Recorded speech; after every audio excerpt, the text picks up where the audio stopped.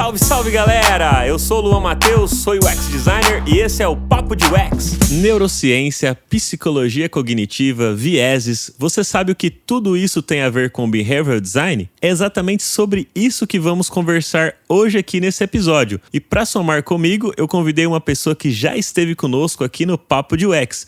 Ele é fundador da Stoica Design, o YLab e Chocolate Design e mentor na Awari e Design Lab. Salve, salve, o William Matiola. Olá, pessoal. Prazer estar aí de novo. Obrigado novamente, né, Luan, pelo convite de falar agora sobre um tema diferente, né? Pô, legal. Valeu aí o Will por ter aceito novamente o convite. Com certeza chamarei de novo porque você é uma pessoa que está na área há bastante tempo, em design, sempre traz assuntos relevantes aí para a comunidade e eu gosto de trazer e bater um papo com você, então com certeza te chamarei de novo. E galera, para quem quer aprender UX Design com lideranças de grandes empresas como Nubank, EdTech, Boa Vista e descobrir na prática erros e acertos dessas grandes empresas digitais, então você tem que conhecer agora a Terra, que é uma escola referência em educação no mercado digital e que já foi reconhecida pelo World Economic Forum e pelo Google for Startups por sua metodologia, inovação educacional e impacto positivo na vida das pessoas. Aproveita o incentivo que eles estão dando para todo mundo que está ouvindo aqui de R$ 714 e você vai conseguir aprender com as melhores práticas e metodologias de UX Design do mercado. Acesse aí o site da Terra ou você pode também clicar no link que estará disponível aqui na descrição desse episódio e receber aí esse descontaço que a Terra está dando para gente. Muito legal, né, galera? E para a gente já entrar no tema aí sobre essa questão de Behavioral Design, igual eu falei na introdução, né? Essa questão de vieses cognitivos, psicologia, neurociência. Às vezes quando a gente vai pesquisar sobre Behavioral Design no Google, em materiais, a gente sempre esbarra com essas outras palavras, né?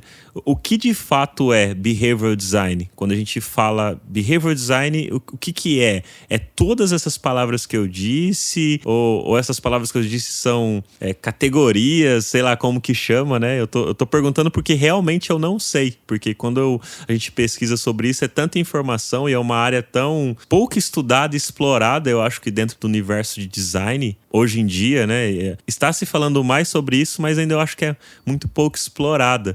A galera tem vindo muito para a área de UX, mas eu acho que falta a gente explorar mais sobre isso daí, né? Sim, com certeza. Mas assim, é uma área muito recente, né? Então ainda tem bastante incerteza de qual é a definição, a melhor definição para ela. Antes de eu responder essa pergunta, eu quero meio que setar aqui um background para as pessoas entenderem também por que a gente está falando de Behavior Design, né? Eu fiz uma pós-graduação em Neurociência e Comportamento pela PUC e eu venho estudando isso com mais frequência nos últimos anos, né? Eu não atuo na área, então já fico o disclaimer, eu não sou especialista, eu não aplico ativamente tudo que tem dentro de Behavior Design, mas eu sou bastante entusiasta de aprender sobre a área, sobre como funciona e sobre como aplicar isso sendo um UX designer também. E vamos lá, todas as palavrinhas que você falou, neurociência, psicologia, viés cognitivos, tem a ver com behavior design, mas hoje a definição assim, que mais é aceita pela comunidade de behavior designers é que essa área ela vai combinar então a psicologia, o design, a tecnologia e também métodos criativos para encontrar maneiras de ajudar as pessoas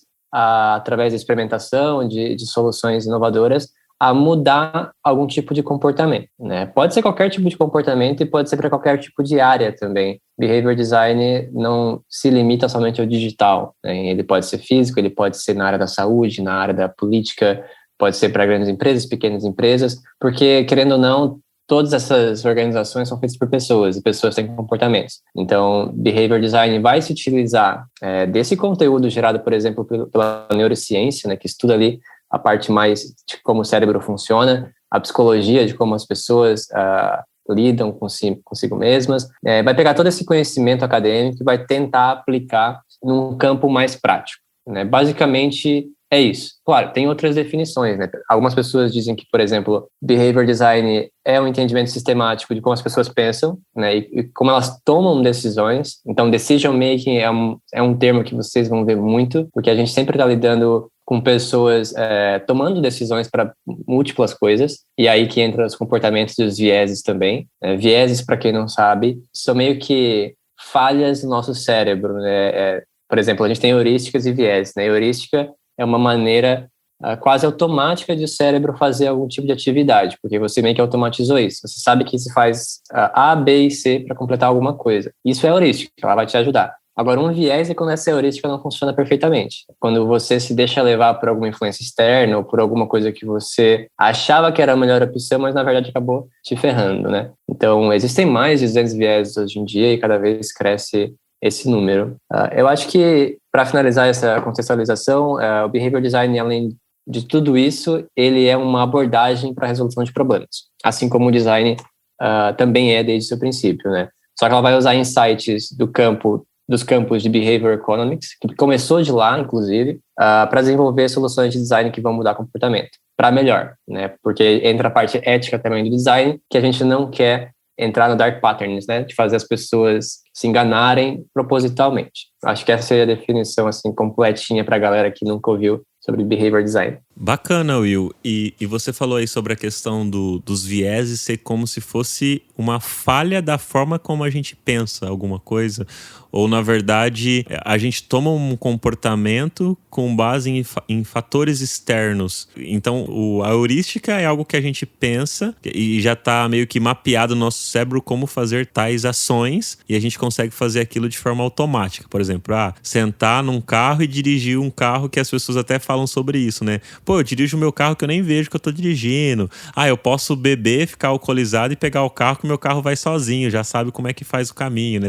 A galera até brinca sobre isso, que é super perigoso você pegar o carro ou qualquer automóvel alcoolizado, porque a gente tem provas que a gente não tem a mesma sensibilidade e capacidade cognitiva para fazer tal ação, né? Mas a galera brinca sobre isso, né? Tem muitas pessoas que acabam zoando com uma coisa séria dessa. Enfim, então uma heurística é mais isso, você sentar ali no seu carro e conseguir dirigir de boa, ir lá e faz automático. Já o vieses é vou sentar no carro para dirigir, alguém falar algo para mim, aí eu tomo uma outra atitude em vez de dirigir o carro, por exemplo, sei lá, tô dando um exemplo meio extravagante aqui. Tá. Vamos usar alguns exemplos, então. Tem vários tipos de viés. Se vocês colocarem, por exemplo, Cognitive Bias Index ou Codex, vocês vão encontrar na Wikipedia lá, tipo, um gráfico lindo, maravilhoso, com mais de 200 viés cognitivos. Basicamente, vieses são maneiras que a gente interpreta alguma coisa e acaba tomando uma decisão que a gente achava que era melhor, mas na realidade não era.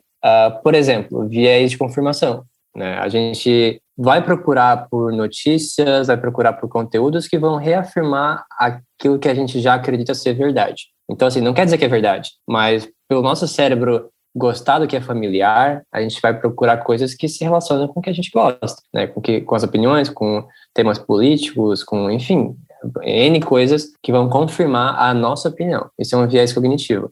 Outro viés, que, por exemplo, viés da ancoragem, né? Ou efeito de ancoragem. Isso é muito, muito comum a gente encontrar em empresas que têm produtos que vendem de forma de SaaS, né?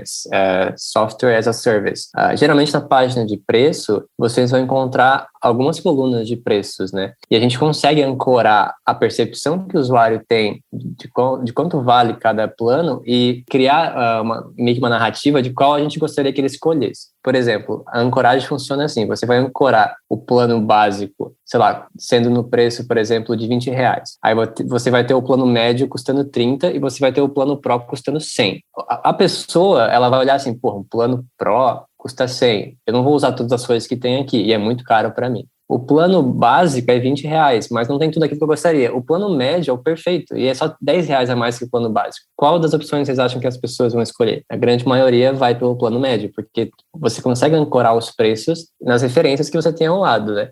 Isso é um viés cognitivo também. A gente está brincando com a tomada de decisão das pessoas. Claro, se for para o bem, se for para ajudar elas, perfeito. Agora, se você está, de alguma forma, tentando prejudicar a escolha que elas estão fazendo, aí já temos um problema ético de design, né? Já entra no dark patterns, né? Os padrões que não são bem vistos em produtos, né? Ou serviços também. E esse viés da ancoragem que você falou aí é o famoso o dobro da batata por R$1. Você começa a brincar com números, com coisas que a pessoa vai passar despercebido, mas o cérebro está registrando. E é muito interessante quando a gente traz um pouquinho da neurociência também, porque eu não lembro quem foi que cunhou esses termos, mas ele diz que a gente tem dois sistemas acontecendo simultaneamente no nosso cérebro, o sistema 1 e o sistema 2. Foi Daniel Kahneman, no livro Rápido e Devagar.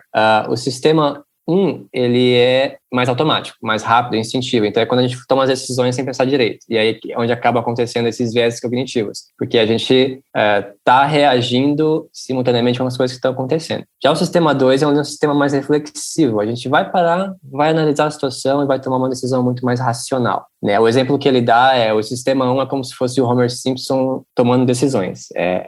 É bronca atrás de bronca. O sistema 2 é o Spock, né, do Star Trek. É um cara muito mais racional. Ele vai utilizar esse sistema reflexivo para realmente tomar decisões que vão beneficiar ele de alguma forma. Isso é muito engraçado. A gente traz para os relacionamentos, que é algo muito mais comum, né? Isso acontece com frequência. Assim, você namora uma pessoa, depois de um ano você termina e se pergunta, por que eu fiquei tanto tempo com essa pessoa? Porque quando você começa a namorar, o sistema 1 está em ação, né? Todos os neuroquímicos invadindo o seu cérebro, te dando aquela sensação gostosa de se relacionar de novo com uma pessoa diferente, aquela paixão ardente. É o nosso sistema 1, nosso sistema mais automático, em ação. Quando a gente termina, ou quando passa 1 ano, 2 anos, a gente começa a utilizar mais o sistema 2, né? O mais reflexivo. Por que eu estou com essa pessoa? Por que ela está agindo dessa forma? A gente começa a mudar ali como o cérebro funciona, né? Mas isso acontece simultaneamente, né? Não tem como desligar a chavezinha e usar um sistema ou outro sistema, né? Como seria bom se fosse tão simples assim, igual um interruptor realmente, né? Liga e desliga e a gente seria muito mais fácil, né? Exato, mas daí eu acho que perderia o que nos torna humanos, né? Que é justamente errar para aprender. Sim, a graça da vida é essa, né? Tipo, bem bacana. E qual que é a importância, Will, na sua visão, de estudar, né, e das empresas aplicar essa questão de behavioral design, não só, igual você comentou, para produtos digitais, quanto também para produtos físicos, né? Porque uma parada que eu gosto de falar bastante aqui no Papo de UX e até trocando ideias em mentorias com as pessoas, é que a gente não precisa ficar se limitando dentro do universo de UX e design só produto digital. Claro, hoje em dia as chances de quem está entrando na área conseguir um emprego é mais fácil na área digital, mas não precisa se limitar. Porque todas as vezes que a gente interage com alguma coisa, pode ser um serviço ou um objeto, qualquer coisa, cria-se ali, acontece ali a experiência. Então a experiência está em tudo, em qualquer coisa que a gente faz, né? E gera uma experiência. Então dá para quem é design trabalhar em qualquer área, né? Eu sempre gosto de frisar sobre isso para a galera expandir mais o universo e não ficar preso só no digital. Mas eu gostaria que você falasse na sua visão, por que é importante estudar sobre isso, até se você tiver um case, um exemplo que você lembre de alguma empresa, pode ser o físico e o digital também, de que aplicou isso, que estudou behavioral design e conseguiu ter um retorno para que as pessoas possam entender da importância de se estudar sobre isso, né? Porque apesar de ser um termo novo, algo novo que está sendo explorado ainda, eu acredito que é bacana ter mais pessoas conhecendo sobre isso para aí sim se explorar mais e a gente correr atrás dessas coisas, desses conteúdos, desses estudos e melhorando cada vez mais aí os produtos que existem no mercado, automaticamente vai gerar boas experiências e a gente vai ficar mais feliz, né? Exatamente. Não, corretíssimo. A gente aplica o design tanto para coisas físicas quanto para coisas digitais e behavior design não seria diferente, né? A gente, além do behavior design, tem behavior economics, tem behavior de N coisas, né? As pessoas hoje em dia até deturpam um pouco a neurociência colocando o nome em tudo, né? Neuromarketing, neuroarquitetura, neurodesign. E hoje em dia o termo behavior design, pelo que eu tenho visto, ele tem sido usado mais pelos pesquisadores, né? Galera que vem da academia, de pesquisa mesmo research e tudo mais, como uma maneira de se definirem, né? Então, assim, a importância disso e de ter alguém que estude o comportamento humano, porque entender já é mais difícil, né? As pessoas são imprevisíveis, a gente não consegue prever o comportamento delas, mas consegue achar padrões. É entender que, assim, por mais que tenham muitas formas da gente persuadir uma pessoa a fazer aquilo que a gente gostaria que ela fizesse, por exemplo, utilizar o nosso produto, talvez consumir mais comidas saudáveis, enfim, N coisas, né? A gente pode usar tanto para o bem quanto para o mal. É que muitas pessoas, mesmo tentando causar esses efeitos, né, persuadir as pessoas, eles não sabem como fazer isso. Então, acredito que é importante essa área de behavior design estritamente focada em pegar o conhecimento acadêmico, que a galera está lá ativamente criando experimentos e vendo se existem mais viés cognitivos, vendo como a gente pode melhorar cada vez mais a tomada de decisão das pessoas e aplicar isso para a vida cotidiana, né? Aplicar isso para produtos que nós usamos no dia a dia. Tem 2 cases que eu gostaria de falar. Um, eu tenho certeza que aconteceu e teve efeito. O outro é uma hipótese minha de uma empresa que eu gosto bastante. Acredito que eles mudaram uma coisa na interface porque eles analisaram o comportamento dos usuários. Mas eu não tenho certeza, foi uma percepção minha. O primeiro case aconteceu alguns anos atrás, acho que uns 10 anos atrás, no aeroporto de Amsterdã. O gerente da área de banheiros desse aeroporto, ele viu que o banheiro masculino, ele ficava muito sujo, né, os mictórios, porque, enfim, homens não conseguem mirar certo e mijar sem fazer bagunça. É incrível, né? Quem é homem sabe disso. Às vezes você mira, mas acaba saindo para um outro lado e você não sabe por quê. O que esse gerente percebeu, né? Ele usou uma coisa que a gente chama de nudge em Behavior Economics ou Behavior Design. Nudge são pequenas intervenções, geralmente baratas e fáceis de fazer, que têm um impacto muito grande. Então, o nudge que ele utilizou foi colocar um adesivo de mosca dentro desse mictório. Por quê? Porque aí fica muito mais fácil do homem mirar e não fazer sujeira. E ele percebeu que só fazendo isso, a porcentagem de limpeza do local, né, ela aumentou tipo uns 80%, se eu não me engano. Foi muito alto, assim. Ele começou a perceber que a área dos mictórios não estava mais suja como anteriormente. E pensando em termos financeiros, né, porque sempre vai estar atrelado, geralmente, a alguma coisa financeira, imagina só, o tempo gasto dos faxineiros de limpar o ambiente antes e depois. Então, assim, a economia de tempo vai gerar uma economia de dinheiro e, tratando-se de um aeroporto gigante, como Amsterdã, é uma economia muito grande para o próprio aeroporto. E a única coisa que o gerente fez foi adicionar um adesivo de mosquinha nos mictórios. Então, assim, é uma solução simples, engenhosa, baratíssima, que causa um impacto tanto comportamental, porque os homens começam a mirar melhor nos mictórios, quanto financeiro também, né? Então, acho que ter uma pessoa dedicada a entender essas coisas dentro de uma empresa é muito importante. Ela pode reduzir custos, ela pode melhorar a experiência do usuário, ela pode fazer N coisas somente analisando a parte comportamental de como as pessoas, enfim, interagem com o produto ou serviço, né? E o outro, tem outro case, caso eu acabei esquecendo. Enfim, esse outro case é mais uma percepção minha. Eu gosto muito da Warren, aquela empresa de investimentos, e eu percebi que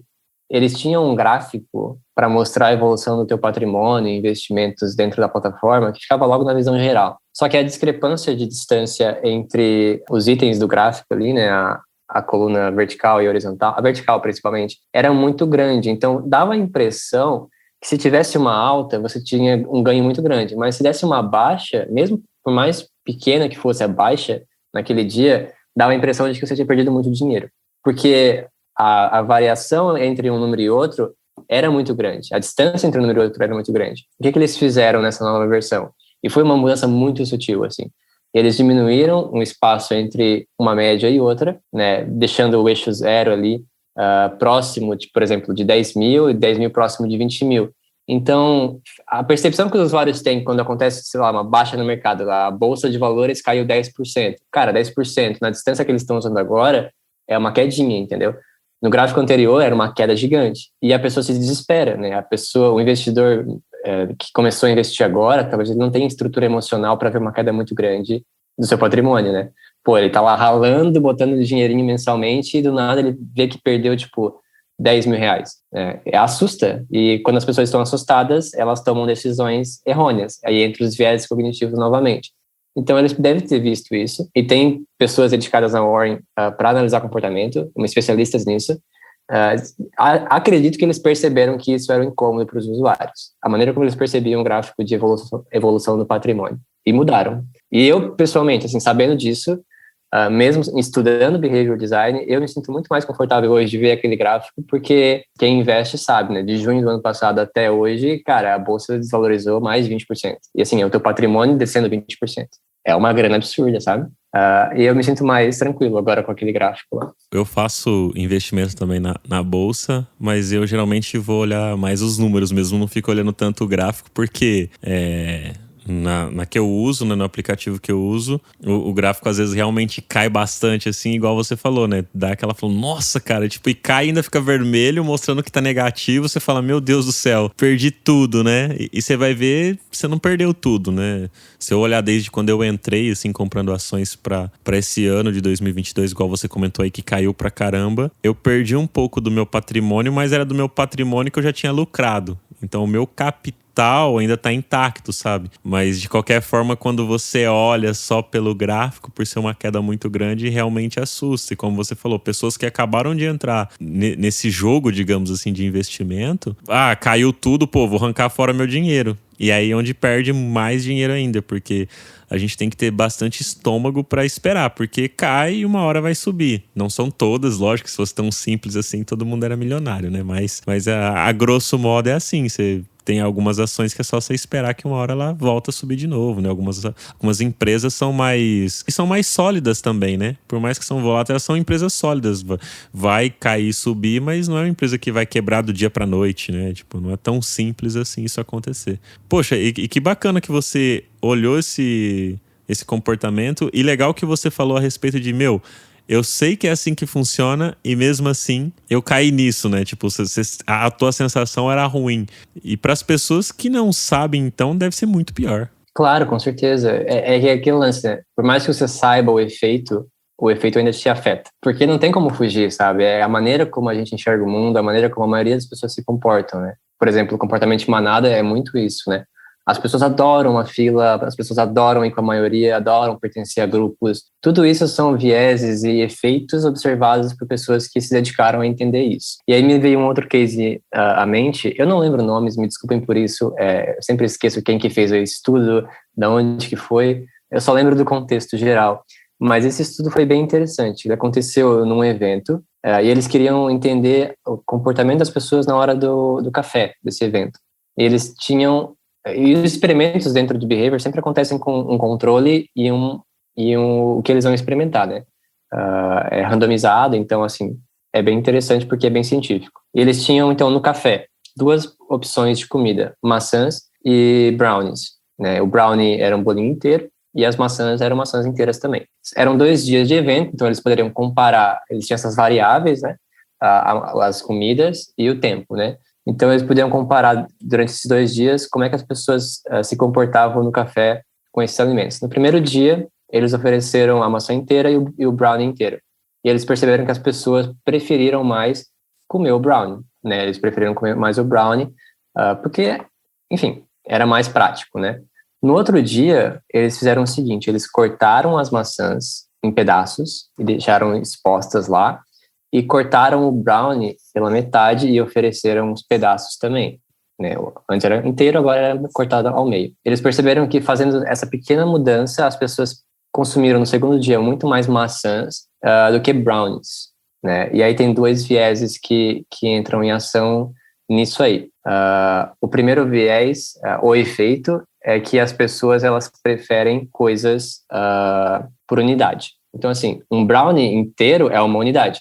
Um brownie pela metade são 2 unidades, mas ainda são unidades. Então, a pessoa ela vai comer uma unidade do brownie pela metade, vai se sentir saciada e não vai comer mais. Agora, se tiver um brownie inteiro, ela vai comer o brownie inteiro, vai se sentir saciada e não vai comer mais. Só que ela consumiu mais brownie, porque estava inteiro.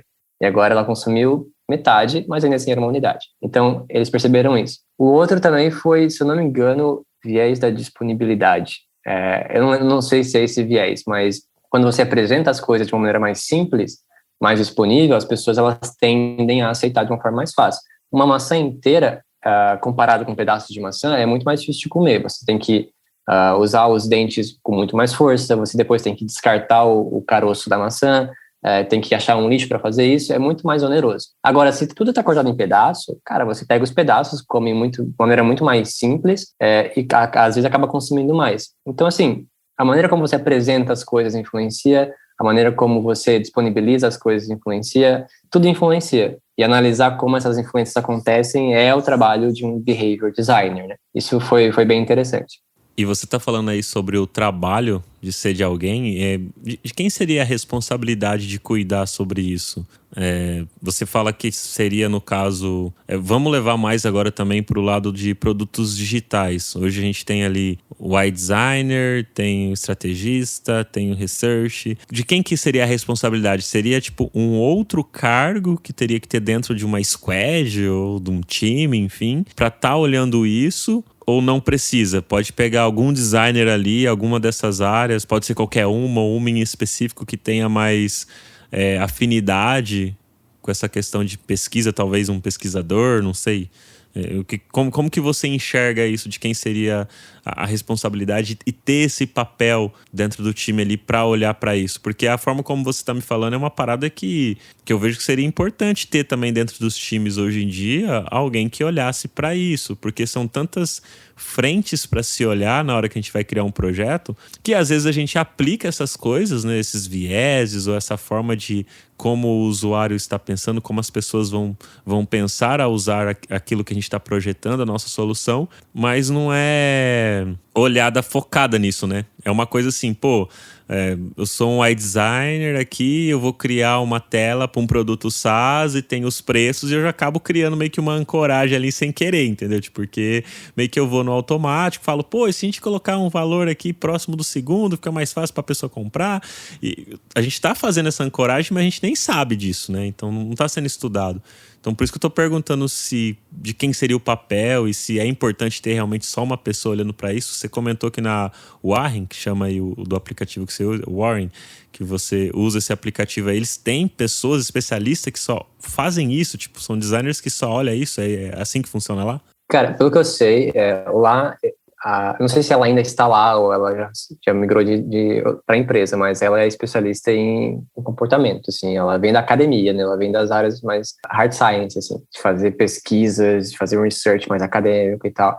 E pelo que eu tenho visto em outras empresas lá fora, aqui no Brasil também, nas consultorias pelo menos, são pessoas que vieram de áreas como da psicologia, como da neurociência, como da economia também, né, como tudo começou lá com Behavior Economics. Ainda tem muitos economistas que acabam migrando para essa área de comportamento, né? Então, assim, são pessoas que vêm dessas áreas, geralmente. Mas é muito próximo, e eu acho que o UX Researcher, ele consegue beber um pouquinho dessas fontes também. Porque, querendo ou não, um UX Researcher pode também, muitas vezes, vir dessas áreas, né? Mais hard science, assim, vem da academia e tal. Ele vai conseguir fazer essas coisas. Mas eu, por exemplo, sou um UI designer. Meu foco sempre foi UI, agora eu estou migrando um pouco mais para UX, para research. Então eu começo a perceber que eu consigo aplicar esses frameworks, né? Até a gente pode falar um pouquinho dos que existem hoje, de behavior design, no meu trabalho como UX research. Porque são as mesmas coisas, né? Se eu vou rodar uma pesquisa quantitativa, eu vou coletar dados. Esses dados vão me dar alguns insights. Esses insights geralmente estão medindo comportamento. Então, assim, tendo esse entendimento de como funciona behavior design, como funcionam os vieses, a gente consegue beber da mesma fonte que esses caras e aplicar os mesmos frameworks que esses caras estão aplicando. Então, assim, se eu fosse falar quem deveria fazer isso, o que mais se aproxima é o UX designer e o UX researcher. Mas, cara, eu sou entusiasta, né? Eu vim da área de UI, então eu acho que depende da pessoa, do interesse da pessoa e da disponibilidade que ela tem de fazer isso, né? Porque, pelo que eu vejo, nada é simples, né? Sempre tem o depende, quando a gente está falando de design. Mas a área de behavior design é muito sistemática, isso é fato. Como a galera vem da academia, e a academia tem um rigor científico na hora de fazer uma pesquisa, eles trouxeram isso também para essa área. Então, os frameworks que existem, eles sempre vão estar puxando mais para o lado científico. Tem que ter uma significante estatística, tem que ter um plano de pesquisa muito bem detalhado de como isso vai funcionar, não, tem que minimizar os viés que podem acontecer, tem que ter um objetivo muito claro. Isso se assemelha muito com o research, com o que as pessoas fazem em research, né, UX research. Mas eles têm essa ótica mais academicista. Então, os frameworks, por exemplo, eles são muito parecidos, aliás, com os frameworks que a gente tem em design, só que eles são diferentes, têm nomenclaturas diferentes, eles analisam coisas que são as mesmas para a gente, mas eles chamam de nomes diferentes. E aí a gente pode entrar um pouquinho nesses métodos para ficar um pouco mais claro para o pessoal. Claro, e ia te perguntar exatamente sobre isso, de como que uma pessoa, né, de tudo isso que a gente está comentando aqui, por onde que uma pessoa pode começar a estudar e como pode começar a estudar e se vai ter também essa questão de arrumar um trampo na área sobre isso, né? Porque às vezes a pessoa, gostei, achei isso muito legal, estudar essa questão mais psicológica ali das pessoas, do comportamento, principalmente para quem às vezes estudou psicologia e quer entrar no universo de UX e aí pode ver nisso uma oportunidade, né? Só que às vezes a pessoa fica perdida, né? Não sabe nem por onde começar, como começar e se as empresas vão abrir vagas para isso, porque o que a galera mais abre vaga é para product design, ou põe nome de UX UI, ou focado em UI, porque as empresas ainda estão descobrindo o que é UX, né, aqui no Brasil. Então, é tudo muito novo e o behavior design é algo mais novo ainda, né? Se a gente às vezes brinca que o UX ainda é uma criança no Brasil, behavior design talvez seria um bebê. Tipo, É uma boa analogia. Nessa analogia, assim. Então, por onde essa pessoa pode começar? Por esses frameworks aí, um livro específico, que nem você está fazendo você fez pós-graduação nisso, né? Vamos lá, vamos começar do começo.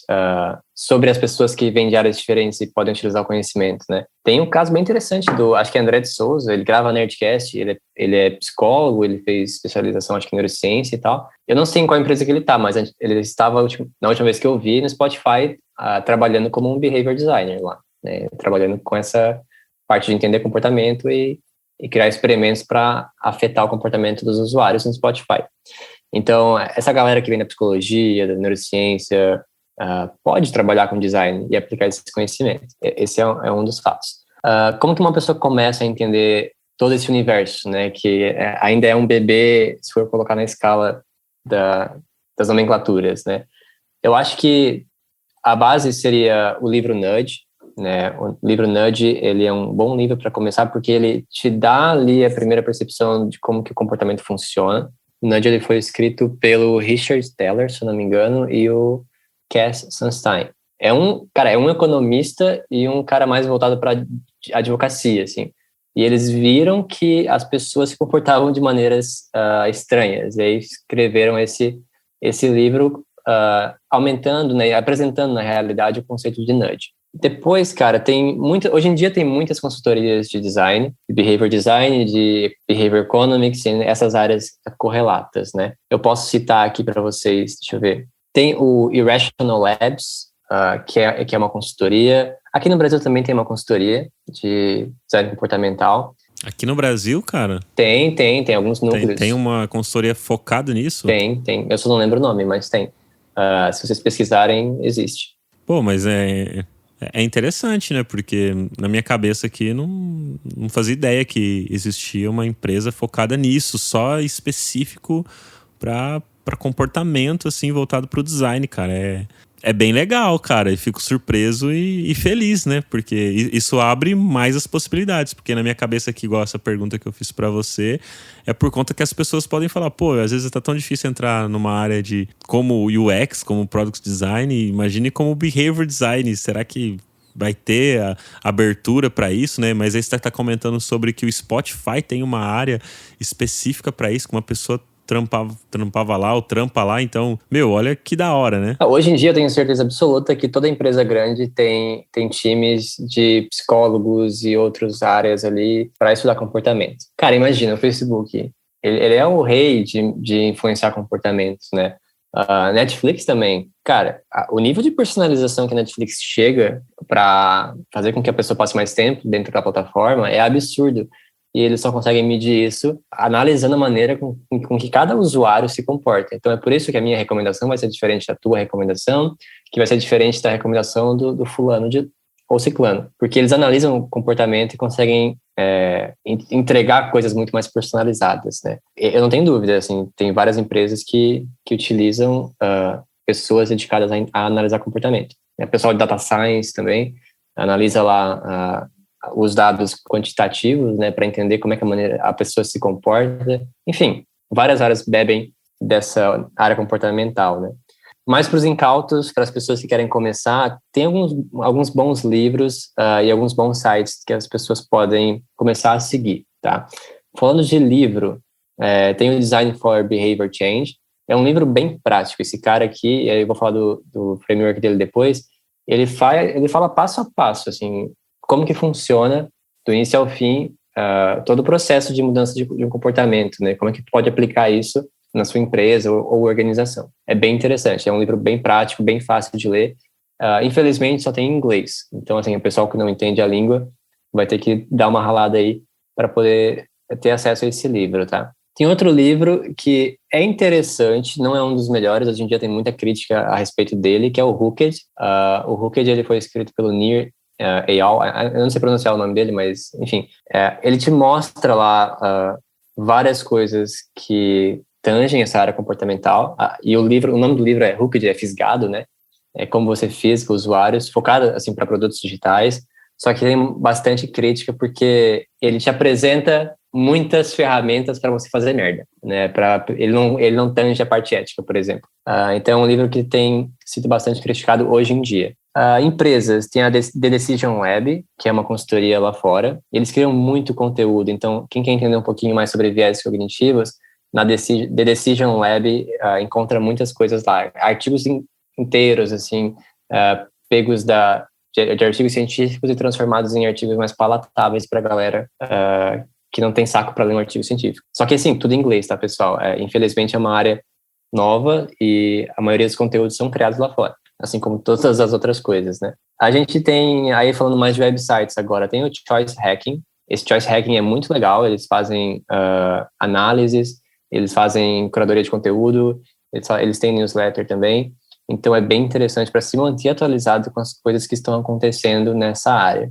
Tem o Growth.design. Esse Growth.design é muito legal, porque o foco deles é trazer esse conhecimento da área comportamental, das neurociências, dos vieses, para produtos digitais, especificamente. Então, todo mês, eles fazem um case study, eles pegam uma empresa e mostram como que, por exemplo, o Netflix fisga os usuários, ou o que a Netflix está fazendo, ou o viés que ela está utilizando nos usuários. E eles fazem esses estudos de caso, pegando fontes científicas do que é o que, entendeu? Aqui eles estão usando viés de confirmação, aqui eles estão usando tal viés. Então é muito interessante esse Growth.design. E também tem uma página lá com biblioteca explicando alguns tipos de vieses também. E tem o Habit Weekly, Habit de hábito, né? Que é uma newsletter, e eles também semanalmente mandam artigos que estão saindo, mandam empresas que estão utilizando behavior design, empresas que estão contratando profissionais dessa área e outras coisas também, recursos, ferramentas, frameworks, vídeos, todo tipo de conteúdo eles enviam semanalmente nessa newsletter. Pô, que da hora, cara. É um mundo bem, assim, amplo hoje em dia, mas você tem que focar lá fora. Infelizmente, no Brasil, não tem muita gente criando conteúdo sobre isso. Você já teve um participante aqui, eu esqueci o nome dele, que ele falou sobre neurociência. É o Richard? O Richard, ele tá escrevendo... Não, o Richard, o outro é o... O Richard falou sobre os vieses e o Alex falou sobre neurociência. O Alex. Que tá escrevendo um livro. O Alex tá escrevendo um livro, exato. Então, assim, eu acho que vai ser o primeiro livro em português focado nessa área de neurociência e como o comportamento é importante, né, pra gente estudar e entender. Sim, com certeza. Vai ser, fundamental, assim. E eu acho que ele vai abrir as portas para muito mais conteúdo. Porque eu acredito que do livro dele a galera vai começar a ler, ter ideias e começar a escrever mais coisas, né? E quem sabe a gente até ter canal sobre isso em português, ó, né? Tipo, talvez é uma boa iniciativa aí pra galera começar. E falando sobre essa questão de começar, né? De iniciar, como que você vê, assim, o futuro? Eu tô falando mais aqui pro Brasil, né? Porque pelo que você tá me falando aí pra fora, as empresas já estão meio que realmente indo pra esse lado também, tendo uma área ali. Aqui você comentou que tem essa empresa que é focada em behavior design, né? E aí eu fico pensando, né? Poxa, será que então a galera que tá estudando pra products, assim, tipo UX e UI, tem que começar também a ir pra esse lado? Ou é aquela parada de realmente só ir tendo mais uma disciplina ali embaixo desse guarda-chuva que já existem várias áreas que a gente precisa estudar? Como que você vê, assim, esse futuro, né? Como que vai ser a nossa profissão, assim, como que você enxerga tudo isso, porque, querendo ou não, gera um impacto pra gente, para as pessoas que estão estudando, a galera que tá chegando agora para estudar. Não é só mais estudar ali pesquisa, desenhar tela e acabou, né? Você tá vendo que entra uma coisa mais de pensar no comportamento de fato das pessoas. A gente sempre bate em cima dessa tecla, mas é uma coisa mais científica mesmo, né? A gente tá mexendo com a parada do cérebro, que é muito complexo pra caramba, e que aí eu acho que vai separar a questão da galera falar assim, né? Pô, não preciso de faculdade. Agora eu acho que neurociência eu acho que é meio complicado só ler um artigo ali e já consegui cair de cabeça. Até porque você falou que a galera da academia é bem crítica com relação a isso, né? Não aceita qualquer coisa ali. Um artigo no Medium já era, beleza, tô sobre behavior design. Não é tão simples assim, né?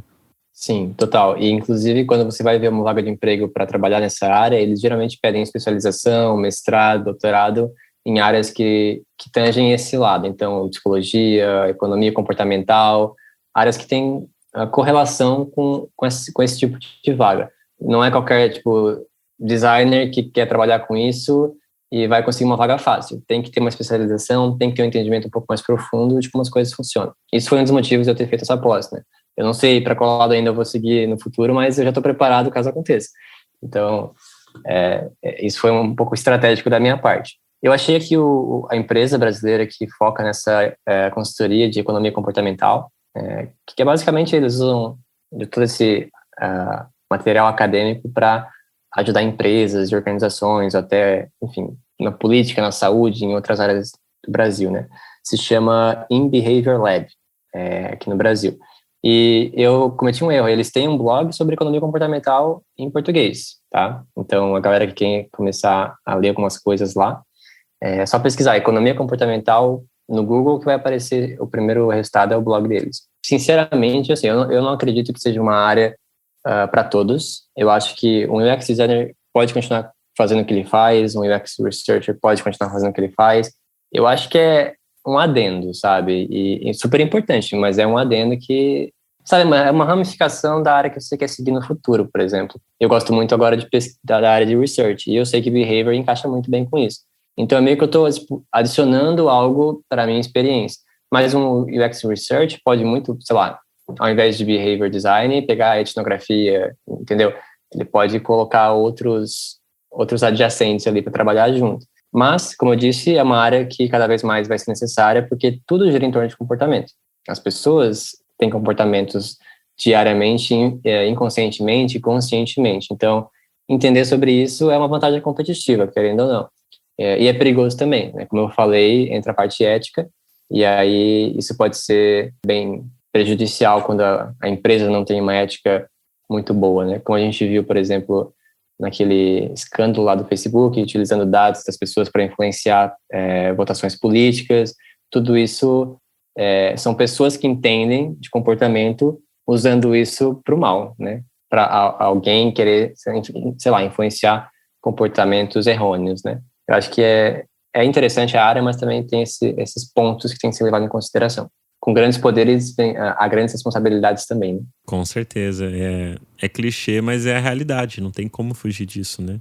A galera acaba usando para benefício próprio, né? E tem uma outra coisa também. Agora a gente está vendo uma nova tendência surgir, que é a parte do metaverso, né? Que é muito incipiente ainda, tem muita coisa a ser explorada. Mas imagina só, né? Na vida real, você é limitado por leis, você é limitado por regras sociais, você é limitado por muitas coisas. No metaverso, cara, não vai ter isso, entendeu? Cada pessoa faz o que quiser. Se ela quiser sair matando todo mundo, claro, provavelmente vai ter algumas restrições, mas ela pode, e não vai ter nada acontecendo com isso. Então, é uma maneira da gente...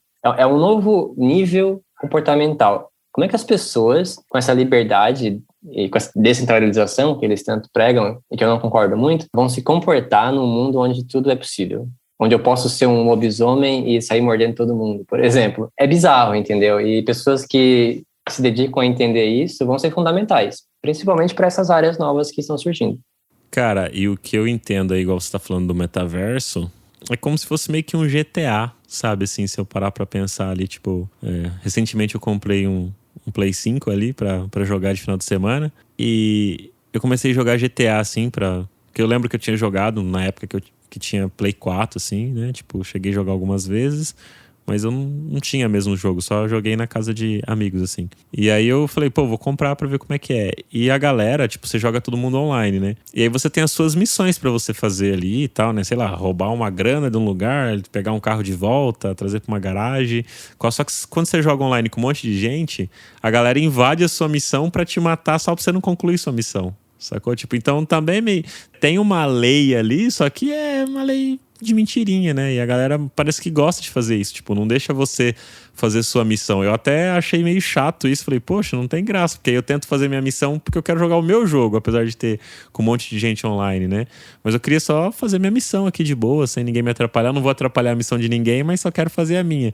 Cara, às vezes você não consegue. Se tem muita gente na sala, a galera, tipo, vê você fazendo a missão, apita lá, dá uma mensagem. A galera quer invadir sua missão, quer pegar as coisas que você tá pegando pra te atrapalhar, entendeu? Aí você tem que criar uma sala privada pra você jogar e fazer as missões que você quer fazer. Total, quando você tira as regras, as restrições, as normas sociais, as pessoas viram animais. Você tira a civilidade delas e elas começam a se comportar como animais, realmente, né? Simplesmente por prazer de ver o outro se ferrar, né? Isso é muito prejudicial, né? Eu acho que tem bastante coisa para ser explorada daqui para frente e muito preocupante, inclusive, né? Isso me lembrou até de um outro caso, que novamente, não vou lembrar o nome, não vou lembrar quem fez, mas era vendo como as pessoas reagiam estando dentro de uma norma social. Por exemplo, eles colocaram numa sala alguns atores que sabiam o que ia acontecer e uma pessoa totalmente aleatória que não fazia ideia do que ia acontecer. E o experimento era, vamos soar o alarme de incêndio aqui e ver qual é a reação das pessoas. Só que como todas as outras pessoas sabiam que ia acontecer isso, foi orientado para elas não se movimentarem, simplesmente ignorarem o sinal de alarme nos Estados Unidos, né? Que é bem comum, né? Esses testes para a galera ficar preparada, né? E essa pessoa que não sabia olhava para as outras e as outras não dando bola nenhuma e ela ficava pensando, poxa, se eu gritar, se eu sair correndo, eu vou ser o estranho aqui. Se ninguém está fazendo isso, então talvez eu deveria fazer o que eles estão fazendo também.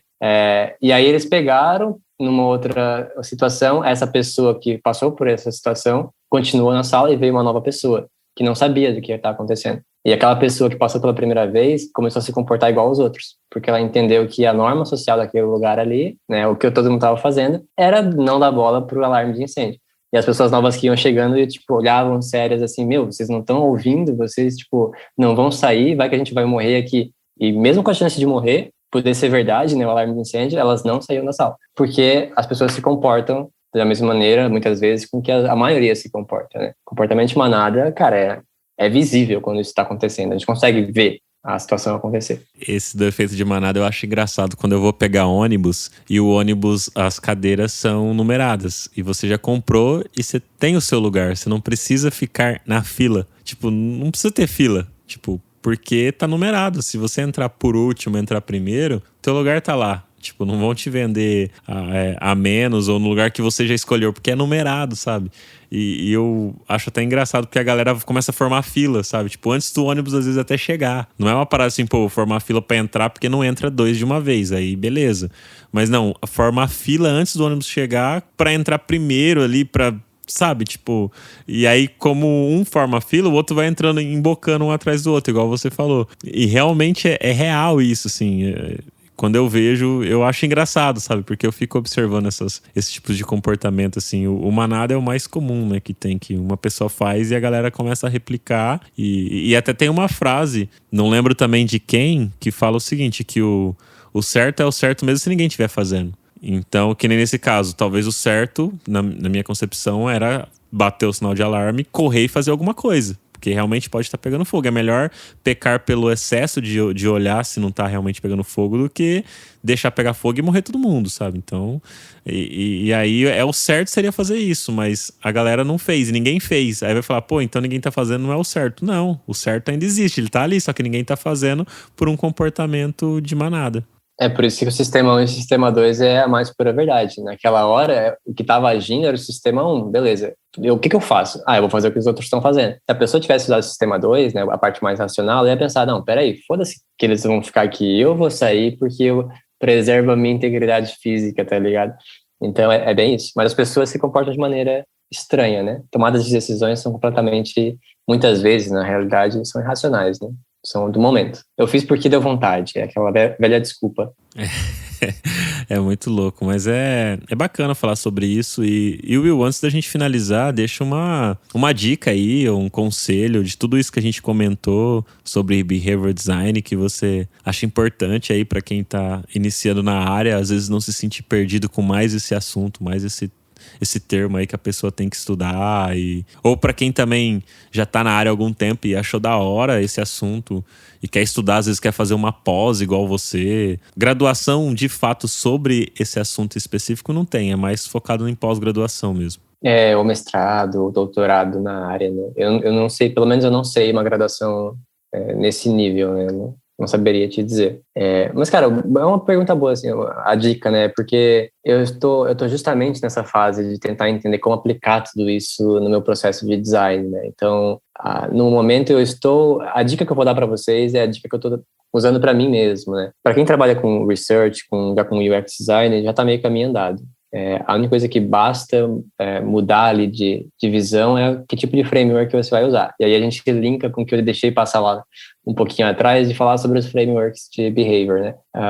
São frameworks que você vai utilizar para analisar algumas coisas que fazem parte desse contexto, né? E eu estou fazendo isso agora, então eu estou gerando uma pesquisa agora para fazer case para o meu portfólio, em que eu tenho lá um UX Research Plan, como as coisas vão funcionar, mas na hora de gerar os experimentos, na hora de, analisei os dados, beleza, esses são os insights, as minhas hipóteses são essas. Que tipo de experimento eu posso fazer e como é que eu vou medir esse experimento? Aí que entram os frameworks Behavior Design. E tem vários, tá? Só que todos eles vão ter alguns elementos que são similares. Por exemplo, você sempre tem que identificar primeiro qual é o comportamento-chave que você quer fazer com que a pessoa faça. O comportamento-chave é fazer com que elas assinem uma newsletter. Beleza, esse é o seu alvo, é o target, né? Depois disso, você tem que identificar as barreiras que impedem a pessoa de fazer aquele comportamento. E pode ser barreira psicológica, pode ser barreira física, pode ser barreira de conhecimento, N tipos de barreira. Tudo que impede é uma barreira. E aí eles falam que você vai fazer um behavior diagnosis, tipo um diagnóstico comportamental, para identificar essas coisas, né? Depois disso, você vai identificar alguns viés psicológicos, cognitivos, que poderiam ajudar a retirar essas barreiras. Por exemplo, se uma das barreiras é falta de conhecimento, que tipo de viés a gente pode utilizar para tirar essa barreira? Pode ser o viés da disponibilidade, eu posso colocar uma coisa muito mais fácil para ele não ter que pensar muito. Independente se ele tem um conhecimento ou não, ele vai fazer de maneira muito fácil. Então, você pode pegar esses viés e aplicar nos seus experimentos, e o experimento é a última etapa, né? Você vai ter lá um experimento randomizado, né? Você vai ter uma população A e B, e vai testar essas duas variações, ver a qual performa melhor. Se bater com a significância estatística, beleza, você consegue seguir adiante. Bem no processo de design mesmo, é um processo iterativo, só que daí você tem esses frameworks para ajudar você, né? Para quem tiver interesse em pesquisar frameworks, se vocês pesquisarem por, deixa eu ver aqui, Irrational Labs, na área de recursos desse site, tem lá o framework que eles utilizam. E é bem isso que eu falei. Eles têm 3 etapas, né? Fazer o diagnóstico comportamental, e aí tem algumas coisinhas dentro disso. Identificar quais são os vieses que você pode utilizar, e aí criar o experimento. Dentro dessas 3 fases, tem algumas subfases também. Outro framework que é bem utilizado, que eu já li, já vi que umas pessoas utilizam, é o modelo persuasivo comportamental do B.J. Fogg. Vocês vão encontrar um artigo chamado A Behavior Model for Persuasive Design. Ou só digita B.J. Fogg com 2 Gs no final, e vocês vão ver o modelo que ele criou. E ele também tem o Target Behavior, que é o comportamento principal, e ele trabalha num gráfico ali com dois eixos, né, o vertical e o horizontal, onde o vertical mede a motivação e o horizontal mede a habilidade. Então, para que um comportamento aconteça, o seu target, o seu alvo, tem que estar na direita superior, porque você vai ter uma alta motivação e uma alta habilidade. Com alta motivação e alta habilidade, você faz o comportamento parecer simples e consegue fazer a tarefa, por exemplo.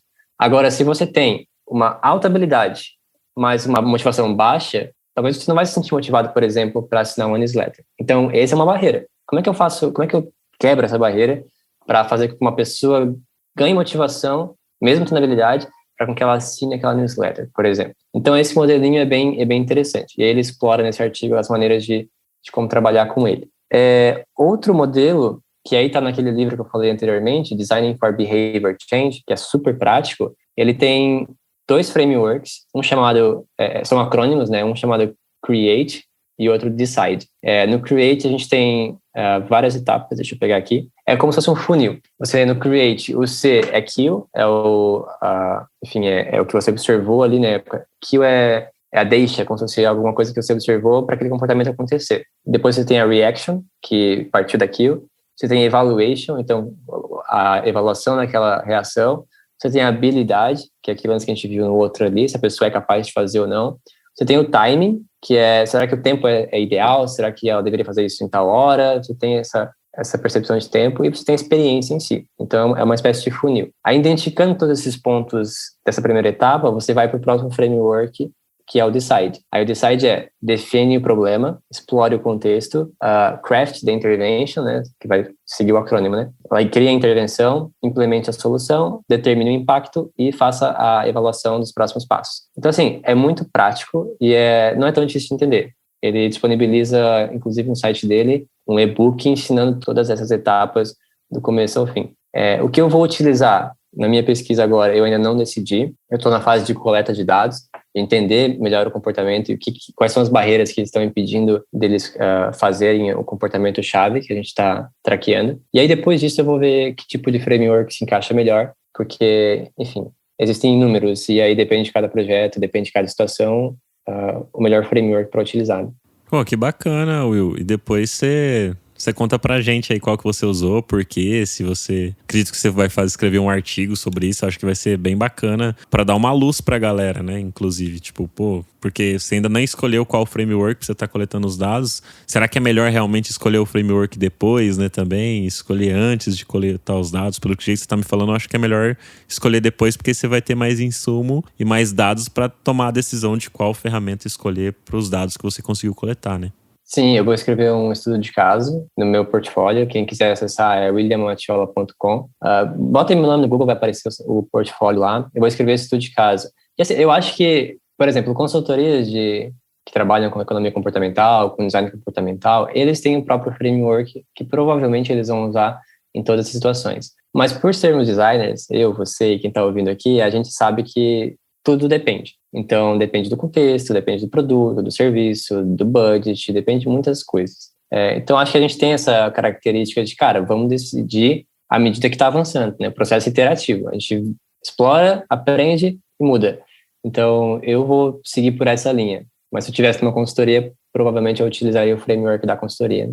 Que talvez faria mais sentido, né? Pô, legal. Will, cara, muito obrigado aí por mais esse papo, essa conversa incrível aí sobre Behavior Design. E deixa aí suas redes sociais. Você já divulgou aí seu site, seu portfólio, mas deixa aí o Instagram, LinkedIn ou qualquer outro site aí que a galera consiga te achar. Se quiser mentoria ou quiser te chamar para bater um papo aí sobre esse assunto também. Talvez se você tiver um tempinho aí para conversar com a galera que tá nos escutando aqui e quer trocar mais ideias sobre isso contigo aí, pode divulgar. Fica à vontade. Valeu, cara, legal.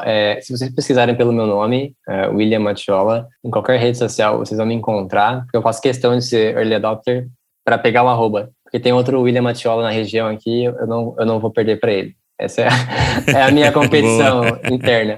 Justo. Então, assim, pesquisem meu nome, vocês vão encontrar Instagram, LinkedIn, Twitter, Medium, tipo, meu portfólio também. Todas as redes sociais. Eu estou mais ativo atualmente no Instagram. Às vezes eu crio algum conteúdo em vídeo lá, falando sobre algum tema. E provavelmente vou fazer mais vídeos sobre esse tema lá. E LinkedIn também. Agora eu tô bem postando algumas coisas lá. E Twitter eu dedico somente para divulgar artigos. Então, assim, artigos e coisas que envolvem essa área especificamente. Design e design comportamental. Quem tiver interesse pode seguir lá também. Pô, bacana. Muito obrigado, Will, mais uma vez. Quero agradecer também a todos os ouvintes que estão nos acompanhando aqui. E para quem quiser baixar o nosso e-book gratuito sobre as heurísticas de Nielsen, a gente comentou sobre heurísticas aqui neste episódio, é só clicar no link da nossa bio, deixar o seu e-mail e recebe esse e-book gratuito. E para quem curte o Papo de UX e quer contribuir com a gente com qualquer valor, manda um pix pra gente aí no pix@papodeux.com.br. Também tem esse endereço de e-mail que você pode estar contribuindo lá no link da bio do nosso Instagram também. E aí pode ser qualquer valor aí que você queira contribuir aqui com a gente, fique à vontade. O que tocar em seu coração, a gente vai receber de bom grado e gratidão. É isso aí. Se você quiser ouvir também qualquer outro assunto dentro desse universo de UX, de design, de behavior, comportamento, fica à vontade, manda mensagem lá pra mim, manda mensagem aí pro Will também. Quiser que o Will volte aqui falar sobre algum assunto que você queira, enche o saco do Will lá que a gente chama ele de novo, né, Will? É isso aí, eu ia falar justamente isso. Primeiro, eu queria agradecer novamente pelo convite. É sempre muito legal conversar com você sobre temas diversos, porque eu sou uma pessoa que gosta de estudar um monte de coisa. E eu adoro quando as pessoas ouvem o episódio e vão no Instagram e dão um feedback. Cara, isso é maravilhoso e mostra o poder que o Papo de X tem, né? Porque as pessoas, elas se engajam bastante ao ponto de, pô, vou lá falar com o cara. Cara, eu adoro isso. Fiquem à vontade para entrar em contato comigo. Eu sou super acessível e tamo junto. Peçam aí próximos episódios que eu volto com o maior prazer. Pô, valeu, obrigado, Will. Fico feliz de ouvir isso aí de você. E é isso aí, galera. Muito obrigado, valeu e até o próximo episódio.